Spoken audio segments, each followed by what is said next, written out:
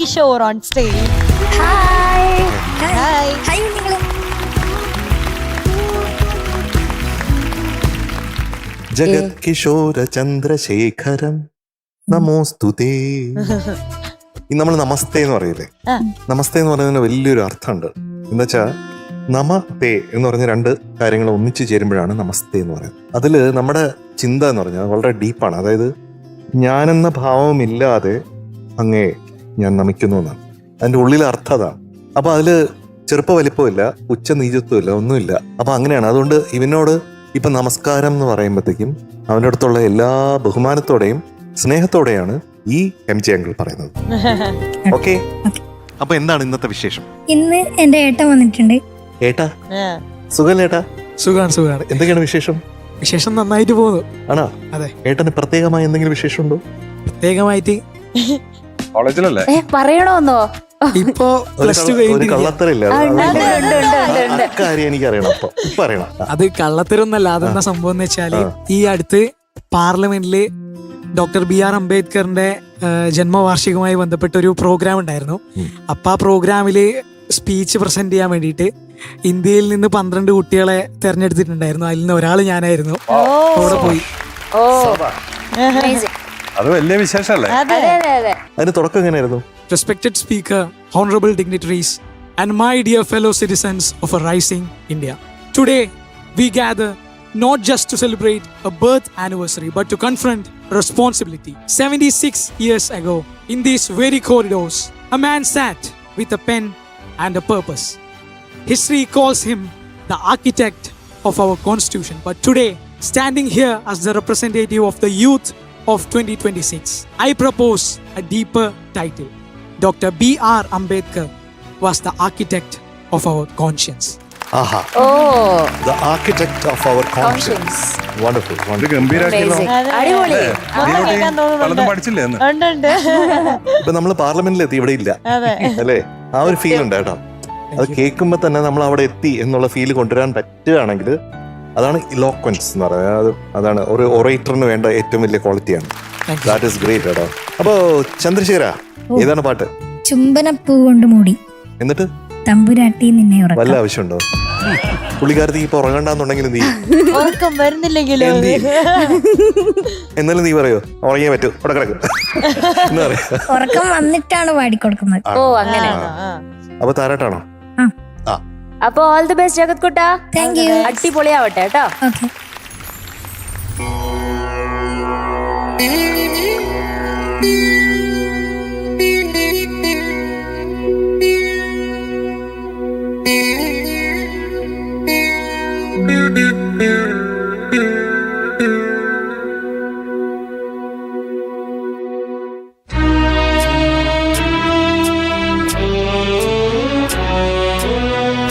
ചുംബനപ്പൂ കൊണ്ടു മൂടി എന്റെ തമ്പുരാട്ടി നിന്നെ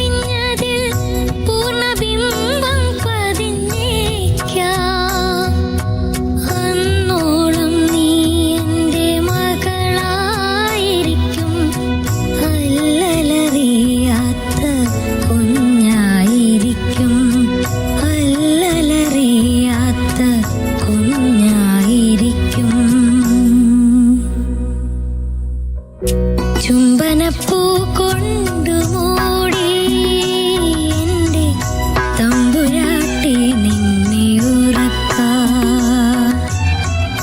ഉമ്മ തന്നുണ്മയാ കണ്ണുനീർ, ഉമ്മ തന്നുണ്മയാ കണ്ണുനീരനുരാഗത്തേനെന്നു ചൊല്ലി ഞാനൂട്ടാം, തേനെന്നു ചൊല്ലി ഞാനൂട്ടാം.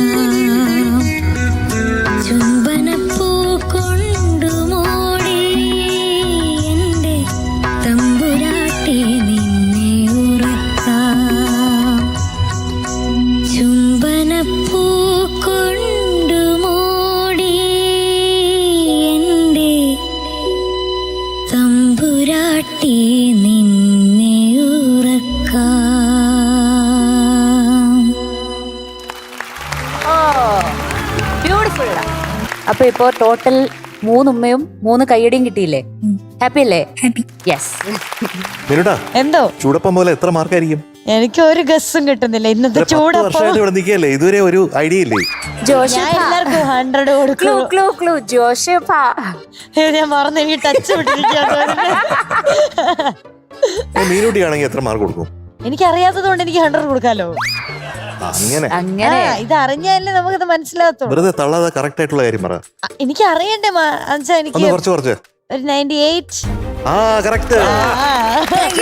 going to be awarded 98 on 100 today. ചുംബനപ്പൂ കൊണ്ടു മൂടി എൻ്റെ മീനുട്ട ആള് വിചാരിച്ചല്ലോ. അതെ അതെ, ഞാൻ ഇച്ചിരി കൂടെ കുറച്ചിരുന്നല്ലോ, എന്ത് സംഭവിച്ചത്? അത്രേ കിട്ടുള്ളായിരുന്നു. അപ്പൊ ഞങ്ങള് കൂട്ടും. ഓൾ ദി ബെസ്റ്റ് കേട്ടോ. ടാറ്റാ.